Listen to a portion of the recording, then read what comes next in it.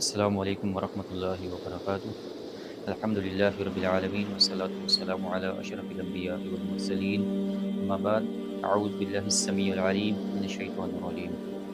عزیز محترم بھائیو، جیسے کہ اللہ کی توفیق سے ہم نے آغاز کیا تھا یہ سیریز کا، وہ یہ تھے کہ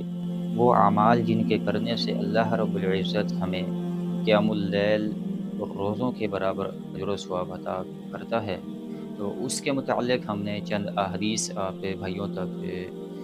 شیئر کی اور آپ بھائیوں تک پہنچائی۔ تو انشاءاللہ آج اس سیریز کی ہماری آخری احادیث ہے، وہ بھی اسی سے ریلیٹ ہے، قیام اللیل اور روزوں کے برابر اجر و ثواب۔ آخر وہ کون سے عمل ایسے ہیں جن کے کرنے سے اللہ رب العزت ہمیں اتنا بڑا انعام عطا کرتا ہے، اور تقریباً 24 گھنٹوں میں صبح شام شب و روز ہم یہ اعمال اکثر کرتے ہیں، لیکن ہمارے علم میں نہیں ہیں۔ اور علم میں ہونا انتہائی ضروری ہے کہ کسی چیز کا علم میں ہو جانا اور کسی چیز کے متعلق یہ معلوم ہو جائے کہ اس عمل کے کرنے سے اللہ رب العزت ہمیں اتنا بڑا اجر و ثواب ہمیں عطا کرتا ہے، تو اس عمل میں پھر مزید پختگی اور دلچسپی اور جستجو لگن میں اضافہ ہو جاتا ہے۔ تو آج جو احادیث ہم آپ بھائیوں تک پہنچائیں گے، تو وہ انشاءاللہ کتاب صحیح ابن ماجہ کے اندر کتاب الصیام میں یہ احادیث موجود ہے کہ سیدنا ابو ہریرہ رضی اللہ تعالی عنہ سے روایت ہے، تو فرماتے ہیں کہ رسول اللہ صلی اللہ علیہ وسلم نے فرمایا کہ جو شخص کھانا کھانے کے بعد یہ دعا پڑھ لے تو اللہ رب العزت اس کو روزے دار کے برابر اجر و ثواب عطا کرتا ہے، کہ وہ روزے دار جو صبر تحمل کے ساتھ، عاجزی انکساری کے ساتھ، تقوی کے ساتھ اور انتہائی صبر کے ساتھ، استقامت کے ساتھ، گرمی کی شدت اور بھوک پیاس میں ہر لحاظ سے صبر کرنے والا وہ شخص جو روزہ رکھتا ہے،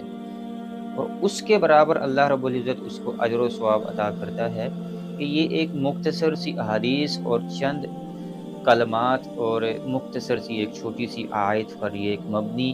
ایک چھوٹے چھوٹے کلمات ہیں کہ جن کے کرنے سے اللہ تعالی ہمیں روزے دار کے برابر اجر و ثواب عطا کرتا ہے۔ اور کھانا کھانے کے بعد یہ دعا پڑھ لے جو بندہ، اللہ اس کو اس روزے دار کے برابر اجر عطا کرتا ہے جو سارا دن اللہ کے رضا حاصل کرنے کے لیے روزہ رکھتا ہے۔ تو عزیز محترم بھائیو، آپ دیکھیں، اپنا محاسبہ کریں کہ ہم دن میں 3 4 5 مرتبہ، پتہ نہیں کتنی مرتبہ ہم کھانا کھاتے ہیں، پتہ نہیں کیا کیا کھاتے رہتے ہیں، کیا کیا پیتے رہتے ہیں، اللہ کی نعمتیں اڑاتے رہتے ہیں۔ اور میں کہتا ہوں کہ اگر بندہ اللہ کی نعمتیں ان پر شکر گزاری کرے اور یہ مختصر سی ایک چند آیات پر مبنی ایک چھوٹی سی ایک دعا ہے، جو یہ بندہ کلمات دہرا دے تو اللہ اس کو وہ نعمتیں تو عطا کر دی،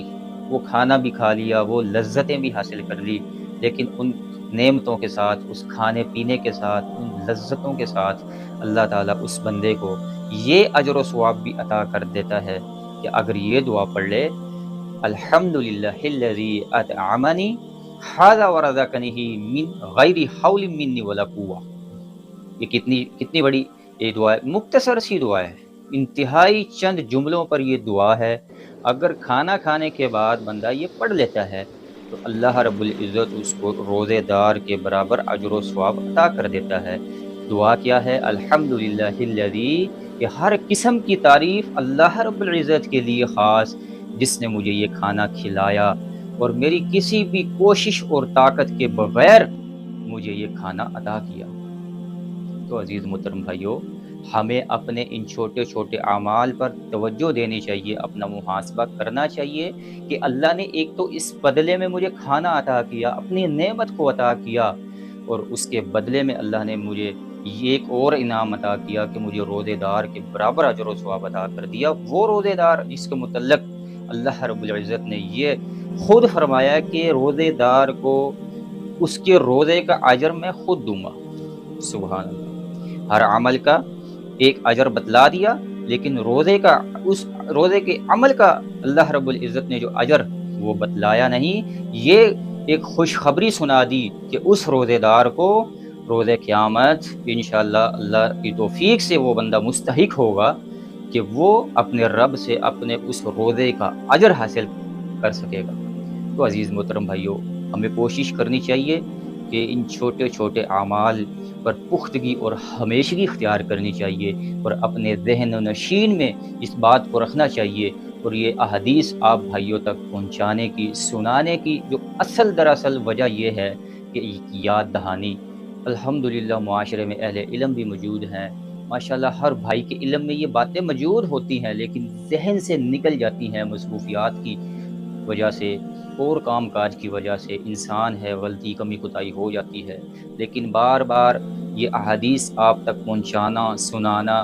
کچھ لکھی ہوئی تحریر کے حوالے سے، کچھ ویڈیوز کے اندر آپ تک پہنچانا، کچھ آڈیو کے متعلق آپ تک پہنچانا، یہ دین کا کام، خیر کا کام، نیکی کا کام، لیکن اس کی اصل وجہ یہ ہے کہ ایک یاد دہانی، کہیں ایسا نہ ہو کہ